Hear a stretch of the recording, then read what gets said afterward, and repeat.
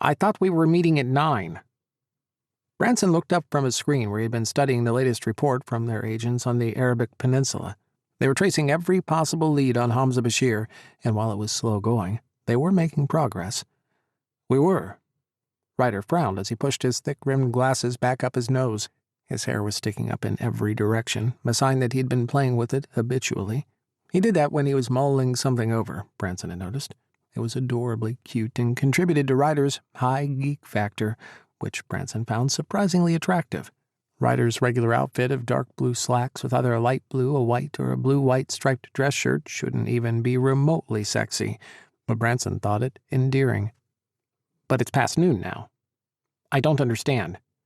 I stopped by at 9, but you were working and didn't seem inclined to allow interruptions. Ryder at work was a sight to behold. I get sucked into whatever I do.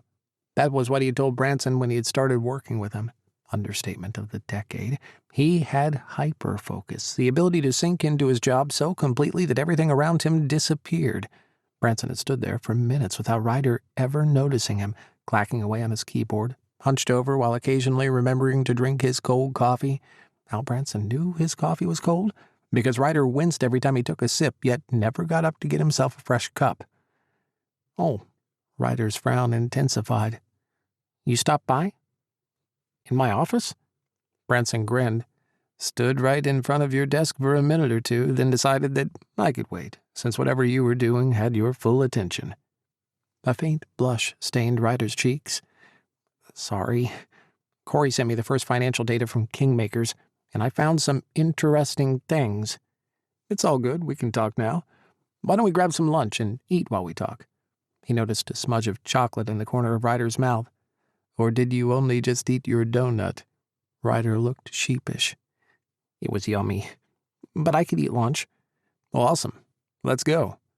He'd been working with Ryder for a month now, and he'd discovered a lot about the man in that time, like the fact that he often forgot to eat, getting too immersed in his work. Branson had made it a habit to combine work meetings with meals so he could at least make sure Ryder ate. He wasn't that hungry for lunch himself yet, but he'd save some for later. They talked little as they joined the line in the cafeteria, then each ordered their food. Ryder was a man of habits, usually choosing a club turkey sandwich with oven-baked chips and a small house salad with Italian dressing on the side accompanied by a carton of milk. Branson picked whatever he was in the mood for, and the lasagna looked especially appetizing today. He grabbed a to-go box to take half of it back and put it in the tiny fridge he had in his office. Ryder walked to a table in the back, as always, opting to face the wall and sit with his back toward the room. Funny how he always chose the exact opposite of what Branson would do. He always sat with his back against the wall so he could see what was happening. Ryder's position would make him hella nervous.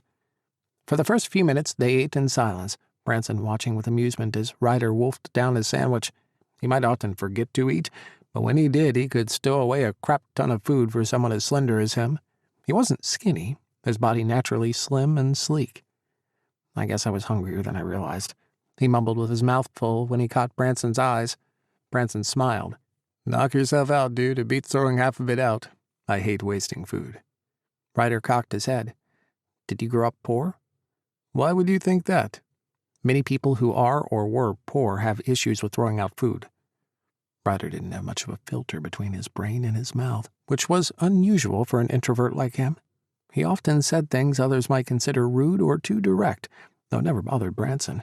With Ryder, he always knew where he stood, and he could appreciate that. No, I didn't grow up poor, but my mom was pretty strict about wasting food. We had an example to set. An example? Branson nodded. My father is a U.S. ambassador. I was born in the U.S., but I spent my whole life in different countries. Ryder's eyes lit up. That's why you speak Arabic so well. Yeah, we lived in Jordan and Morocco for a few years. What other languages do you speak? French. We stayed in Paris for 6 years, and I went to a French school there. My parents often chose native private schools, not American ones, so I'd be exposed to the local culture and language. My Spanish is decent, and I speak enough German to get by. Ryder wiped his hands off on a napkin and cleaned his mouth.